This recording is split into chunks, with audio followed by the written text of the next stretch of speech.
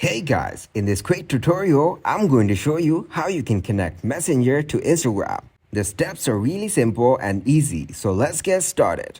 First of all, open up your Messenger app. And after that, tap on Menu on the top left. From here, tap on Settings on the top right. From here, what you need to do is scroll down to the bottom.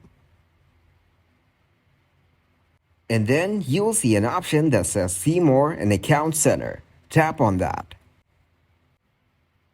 From here, what you need to do is tap on Connected Experiences. After that, tap on Sharing Across Profiles. Here you will see an option to add accounts. Tap on that. Now, select the account that you want to add.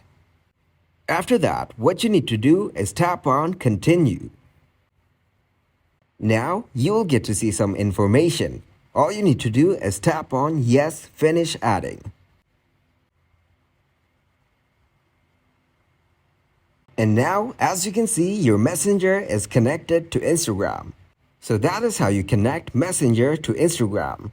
Also, if you want to remove it, just go to Accounts. And after that, you will get to see your both accounts that are connected. So tap on Remove on the one that you want to remove.